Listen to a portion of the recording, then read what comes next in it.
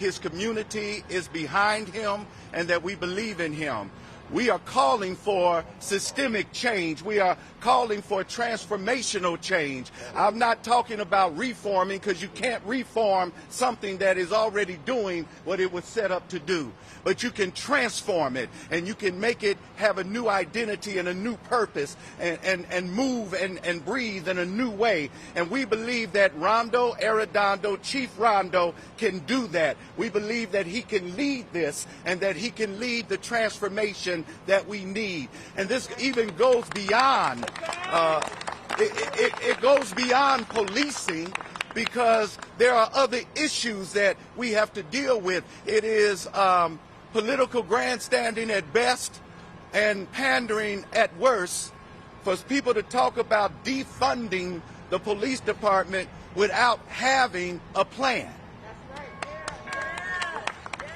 The other thing is that from my understanding of it, we take the funds from here and move it to somewhere else, when you don't have to do that. The city has the funds to do what we need done in our community. It's just putting it in the budget and having the political will to allocate it so that we can rebuild our businesses in our community, restart our economic engines, get people the help they need, so we're not incarcerating, but we're helping people to be better.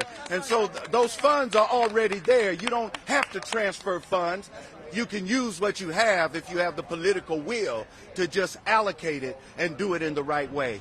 So with that, I'm going to call up Nakima Levy-Pounds, and then, Levy Armstrong, and then after that we'll have our NAACP president, Leslie Redmond, and then our native brother is going to speak, Frank Perot, and then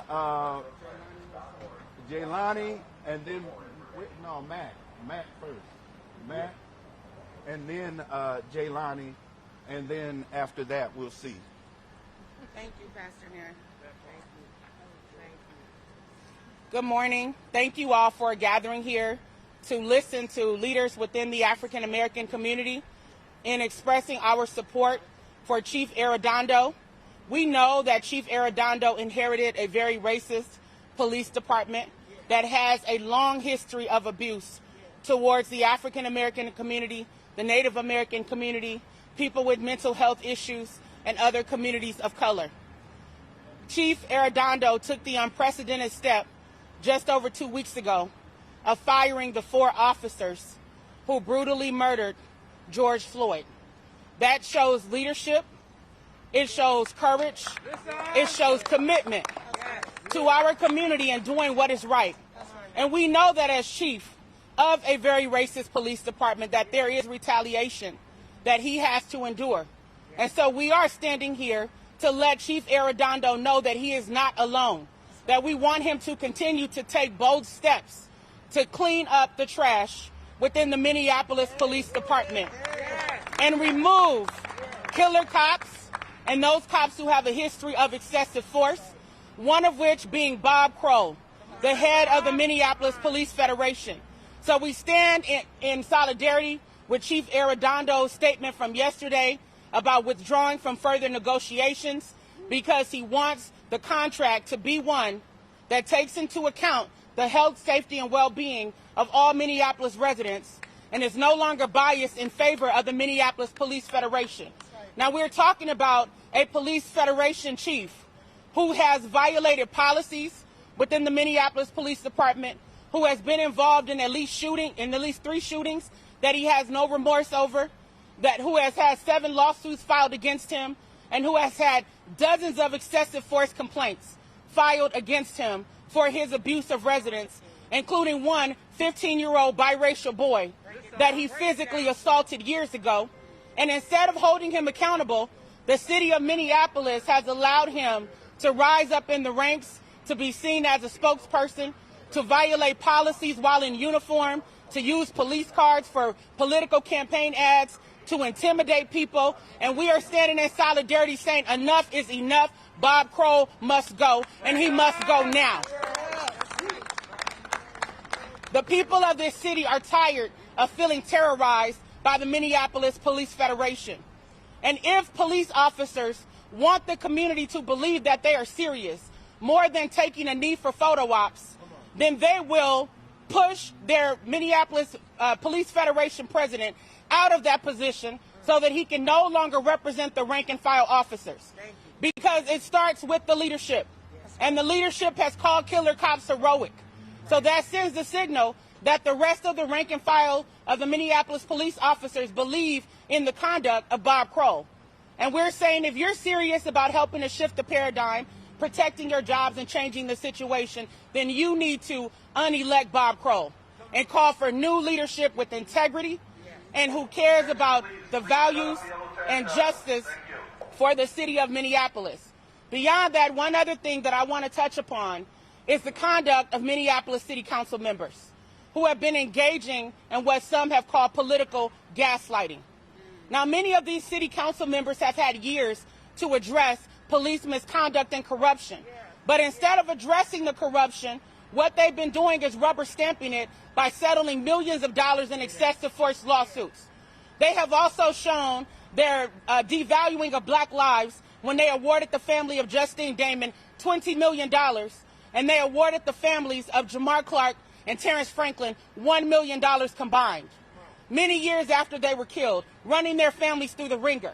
It is unacceptable for this city council to now pretend that they care about justice, to grab headlines and to grab attention instead of doing the heavy lifting of reforming the police department. So we call out Minneapolis City Council President Lisa Bender, and we ask you right now, we demand of you to stop your political gaslighting, to sit down and learn about police accountability, and to use your power accordingly. We will not be gaslit by you. And if you cannot handle the job, then you need to step aside and prepare for challengers in the next election. We are fed up with what has been happening in this city. We expect accountability from our leaders. We expect courage. We expect compassion. And we expect the African American community to have a seat at the table. Nothing about us without us. Thank you.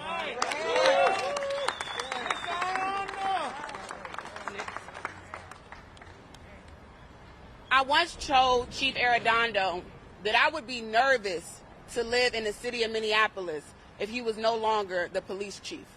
I said that because I knew that he is the first police chief to actually hold police officers accountable for murdering black people.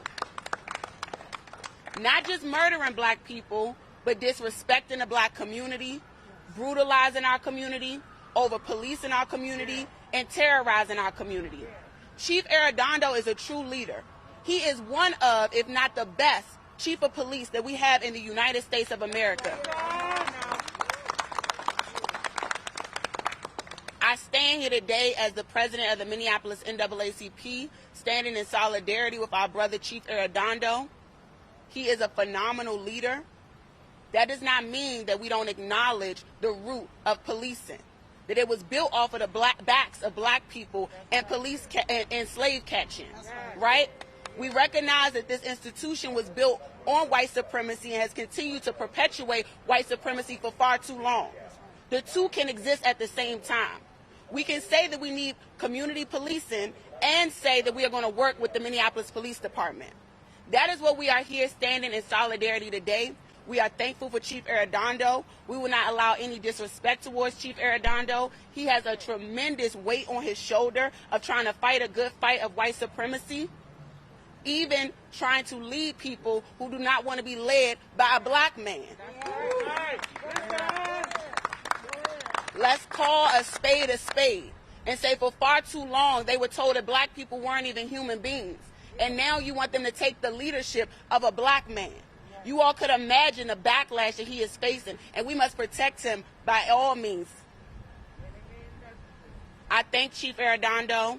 I ask that all of you all out there support Chief Arredondo and his leadership. If there is any police chief that can help to transform and completely reconstruct what we look at as policing today, it is Chief Arredondo. And so I highly recommend that we don't throw away our best opportunity of transformation. Thank you. My name is Jerry McAfee. I pastor New Salem Baptist Church, and on behalf of President Billy Russell of the State Baptist Convention, Bishop Howell of the PAW, Bishop Washington of the State Churches of God in Christ, and Elder Stacy.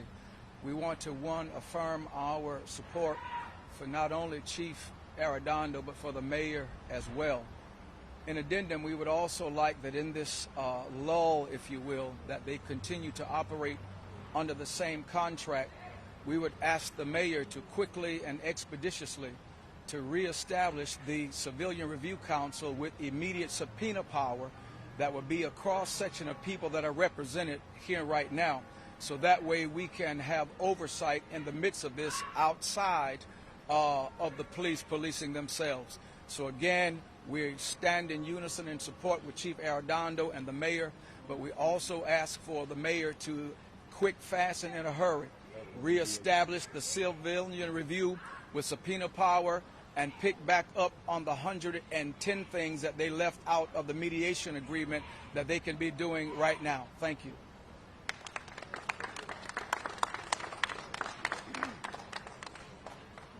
I am Frank Perro, one of two national directors of the American Indian Movement, and I'm the president of the Grand Governing Council of the American Indian Movement. I'm here today to show our support for Chief Arredondo, Mayor Fry, and the people of color in the Twin Cities. The black community and the Indian community of Minneapolis both have suffered aggressive brutality by the Minneapolis Police Department for over 5 decades. Chief Arredondo, like the lady said, is one of the best chiefs of police in the country. Mayor Fry, we support him too. I would also like to go another road here. I'd like to thank the St. Paul Indian community for yesterday for taking down that statue of that guy we rescued in 1492. Again, we stand in solidarity with the black community and support them, along with the Chief Arredondo and Mayor Fry. Thank you. Hold on, Jelani. I want to give deference to some of the folk who have been out here protecting our community, who stayed out all day and all night to make sure that our grocery store Solo wasn't going to get burned down and all the other things. Trey, would you just say a few words? My name is Trey Hearn-Pollard, and I am the founder and CEO of We Push for Peace. Like most of my constituents, I stand firmly with Chief Arredondo in reference to the council. The only thing that they have said that I agree with is allocating some of those funds and put them back into the community, right? To every action, there's a reaction. So I think as though the council is reacting to an action that has caused the city to hurt so much. But in that process, you have to listen to your community. It's really that simple. I've been out there for 15 days, nights, with Brother KG, Brother Alfonso, trying to protect the community in which still a mass majority of it has burned down. We have continued our efforts into keeping peaceful protests, and that's exactly what we will continue to do. We was in communication with Chief Arredondo throughout this whole process, and he supported us. And guess what? We stand firm and support him in this moment right now. So, again, Chief, we love you. We stand with you 100%. That's just what it is. KG Wilson, y'all know I can talk loud. Hey, I don't need that much time. Who all here to support Chief? Yeah. Let's make some noise for Chief Arredondo. Has he put in the work? Has he doing a great job? So let's make some noise for him. The proof is in the pudding right here. For the naysayers or whatever, Chief Arredondo, 17 years I've spent working with that man, and I've seen nothing but good work. And so his last decisions that he made was the best decisions to be made. Amen? Right. And so we want to keep our chief here and continue the great work that he has been doing in our community. Thank you. Jaylani Hussein from Care, Minnesota. This is a defining moment right now to choose from a proven leadership that we stand with today, Chief Arredondo, and the racist leadership that has taken this country in the direction that we are in today of Bob Kroll. I want you to understand that Bob Kroll did not come out of thin air. Bob Kroll was voted in by the people who are supposed to protect us. That's right. Bob Kroll is in office today, standing next to one of the most racist presidents in this country. And we have to understand in this moment right now that the people who are serving us, these police officers, had many opportunities to recall this racist who doubles down on racism, who's Bob Kroll. And in this moment right now, they're trying to do everything to stop a man who has been responsive to this community, a man who recognizes the pain in our community, and that's Chief Arredondo.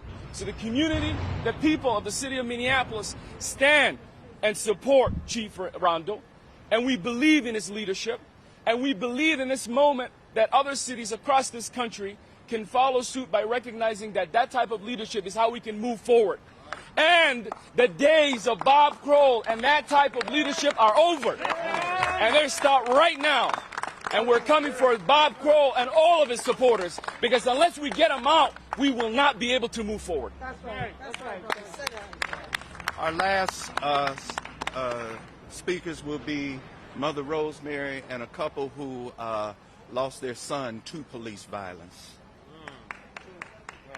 Thank you all for being here today. It's my cousins, Walter and Nene Bell. Their son was shot 17 years ago in the back by the Minneapolis Police Department, and the same officer was a part of that shooting. So this is nothing new with him. He should have been gone a long time ago. You know, it's time for a change. Right. It's time for a change. A change is coming. The train is going down the track. We are not stopping. We are not going back. We protested in the snow of the police precinct years ago, and we will be out here in the snow again. I was born and raised here. My father was born here. This police brutality is not new. There were several black men that were killed. I can't recall their names because it was 70 years ago. But we have to look at the archives. I love what Camden, New Jersey has done. I've been watching them for 2 days, studying what they did. They fired all the police, brought in new police that wanted to be a part of a community. That wanted to be a part of a community, wanted to serve human beings. All their problems have been cut in half. We must do that here. My mother used to say you can't change the spots on a leopard. And I'm a retired CD counselor. I know you can't change people. They have to want to change. Right. This racism is systematic. It's generational. It's in the DNA. It's in their DNA. So we're not trying to change people. We have community meetings. We try policing with more meetings, more meetings. It's time for a change.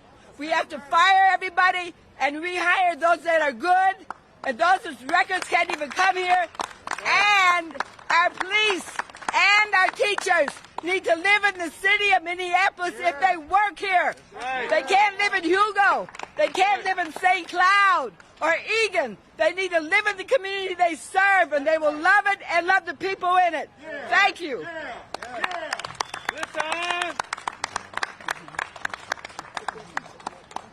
So that ends the press conference. As you can see, we are serious about our support for Chief Arredondo. We're serious about our support, and we lift up our mayor for supporting Chief Arredondo, and we want to encourage the mayor to continue to support Chief Arredondo. Are there any questions?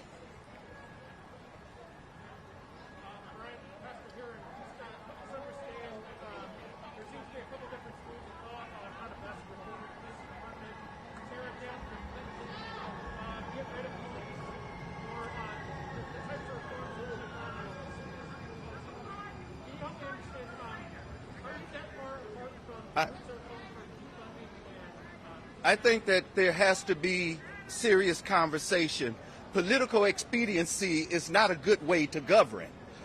Especially on an issue that is so critical and that has been so critical to our community. Right. And so we have to have a seat at the table, and we have to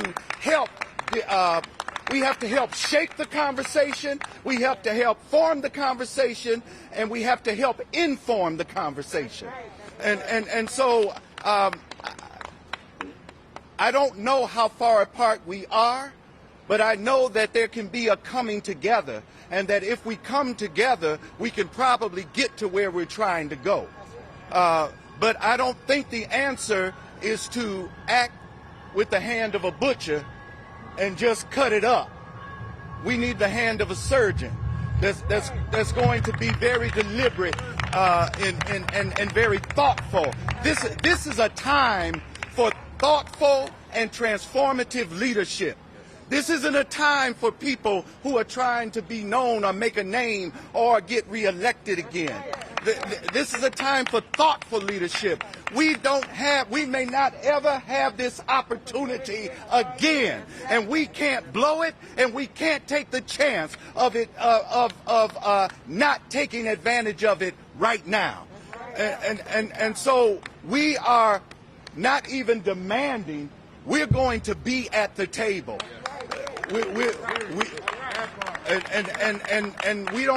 We're not asking anybody. We are willing to sit down and work with everybody, but we're going to be at the table, and we're going to lead, and we're going to continue to support Rondo. We're going to work closely with him. This is more than a press conference. We're staking our claim, and we're saying we ain't going nowhere, and we're sticking and we're staying, and this thing is going to change.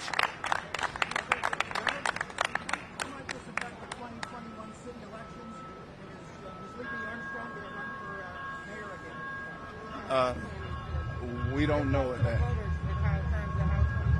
Amen. I can't hear. She said it's up to the voters. Well, we'll see. We'll see. The voters, if the voters are paying attention, and if we educate the voters, then the voters will do what is in their best interest to do. How do you further that informing the voters? This is part of informing the voters. This is a part of informing the voters. We are putting the voters on notice that they need to pay attention to how their city council members are behaving right now. They need to look at their track records, because they're throwing out buzzwords, half-baked plans, having a backpedal, and they do not have a record of addressing police accountability issues, including Lisa Bender. She has no accomplishments surrounding police accountability. So how can she be the spokesperson on behalf of the people of this city? So we want thoughtful, as Pastor Heron said, and responsible and measured leadership at this time. Okay, right here. Right.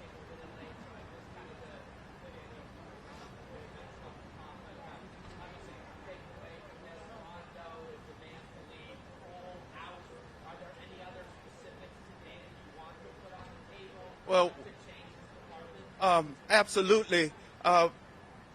One of the things that we have said and will continue to say is that we must be involved from the very beginning. That's right. From the very beginning. And don't call us in after you already have a framework and a plan. We can help shape the framework, we can shape the conversation, and we know what the changes are that need to happen. Chief Arredondo knows the changes. See, here's the thing. From the very beginning, when he became chief, he already was beginning to try to change the culture of that department.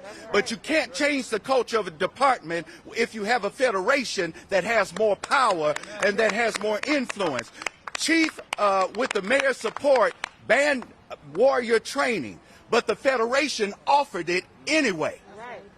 And so when you're being undercut like that, and then when you're not supported, then it's difficult to make the changes. We're at an opportunity right now where Chief can be supported and where those changes can be made. I really love the fact that he's looking at the contract, because it's in the contract that we need to make major changes. The state needs to make changes with the Police Review Board.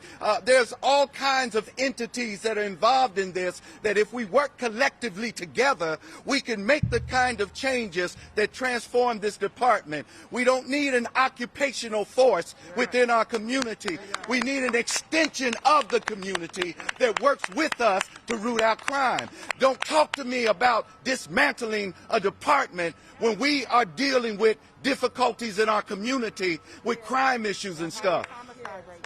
You know, and so I don't want to hear that. What I want to hear is how we're going to work together to solve this problem so that our children and our children's children don't have to witness what we witnessed.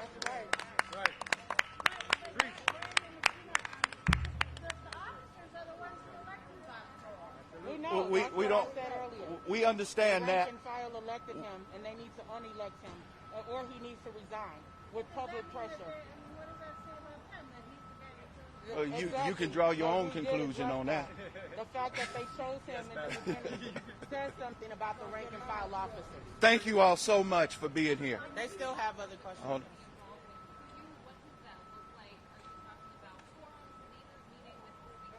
Well, we can talk about what that looks like.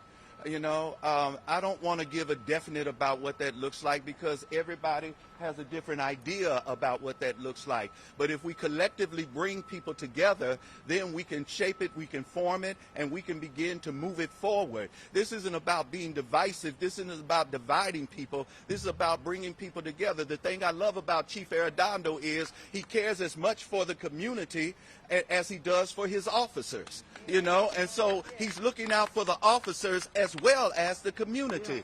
And so we need that kind of leadership. And we need to coming together. You don't just make decisions without talking to the community.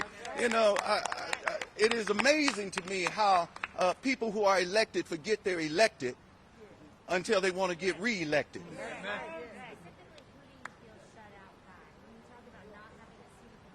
Well, let's say this.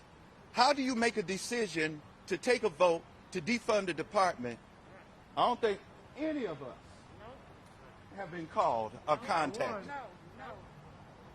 No constituency contact. And then you go in the national media and you announce that before you even talk to the constituents. That is not good leadership. That's pandering to a crowd at Powderhorn Park. And we got people, right. And we got people in our community that are asking questions. My son asked me the other day, Dad, what, we're not going to have a police department anymore? He said, Dad, that's scary. And so you don't make announcements like that. You don't use that kind of wording unless you have something to put in its place or unless you can explain it. And so far, I haven't heard anybody be able to explain what they're talking about. And so why would you say it if you can't even explain it? So, thank you all. Yes. No, they have not, and it's unacceptable, especially with a situation of this magnitude that disparately impacts the black community. How can these leaders do this without consulting our community? It's unacceptable. That's why we're here. It is interesting because most of the people out here are boots on the ground. Most of the people out here have been out there trying to hold the peace with the protests, even at the precinct. Most of the people out here are more in touch with the people than I dare say anyone that maybe some of the folks, let me say some of the folks that they have been talking with. And the African American community, let me make an announcement. The African American community is not a monolithic community.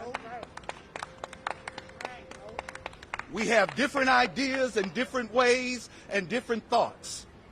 But if we come collectively together, then we can pull it together and we can do something that will be lasting and meaningful and impactful. Thank you all. Thank you all for being here.